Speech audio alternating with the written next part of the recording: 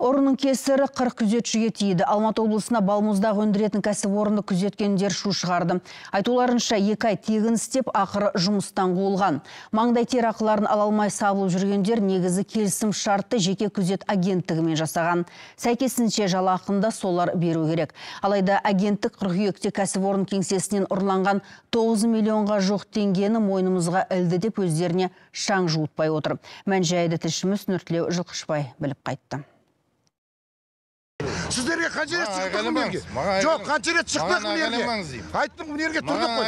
Сіздердің беттерімен бет сөйлесіздер. Мен айқайлап атқан жоқ, мен айтып атырмын. Халықпен халықша сөйлесін. Халықпен халықша сөйлесін. Сіз мен тергеуде тұрған жоқпын сізде.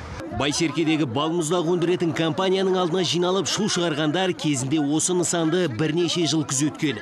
Жұрт енді сол азғантай ғана айлығын даулап жүр. 2 айдан бері не несиелерімізді, не жалдап отырған пәтерлеріміздің ақысын төлемедік дейді. Мен кредит деген төлемеймін қазір. Соттаса соттап жүрсін, мен не істеймін? Ақшам жоқ. Мен өзім мысалы жалғыз тұрам. Ал енді мына кісілердің бала шағасы бар. Міне қаншама әйел адамдар жұмыс істеген. Берді суткалап тұрады. Бұлар сутканы сонда не еңбегін зая кетіре ма? Бұлар қандай адамдар, мен түсінбеймін. Мына жерде бірдеңке десең қазір бізді мал құсап қуып шығады мына жерден. Ешкім тыңдамайды. Органдар шақырады. Бізді қорқытпақшы да, біз халықпыз ғой. 2 айлық жалақымызды аламай шырылдап жүрген адамбыз біз.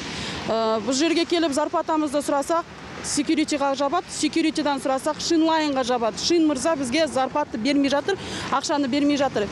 Әскер Security LTD дегені осы күзетшілерге жауапты агенттік. Мына 40 адамға айлық беретін негізі солар.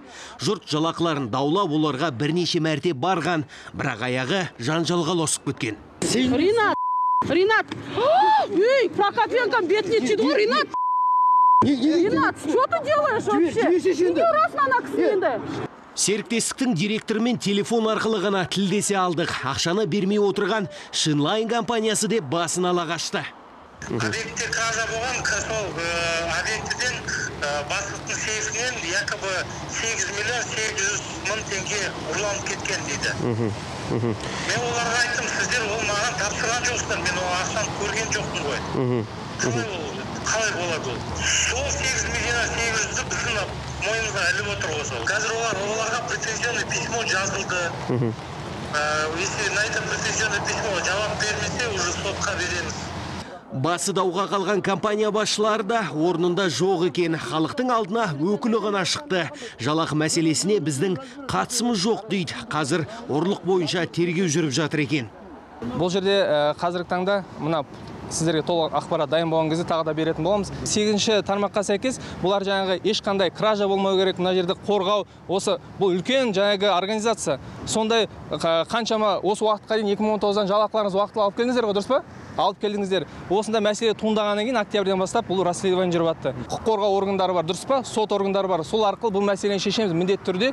Алайда мұндай жауап жұрттың көңілін көншітпеді. Өйткені созбалаңға салынса, несиені кім төлейді? Жалдап отырған пәтер ақысын кім төлейді? Сондықтан қараша өздеріне тиесілі маңдай терақыларын тездетіп қайтаруын талап етіп отыр. Мәселені тездетіп шешу үшін жұрт бұған дейін еңбек инспекциясына шағымданған. Енді бүгін прокуратураға ұжымдық арыз жазды. Нұртілеу Жылқышбай, Қайрат Зиябеков, КТК, Алматы облысы.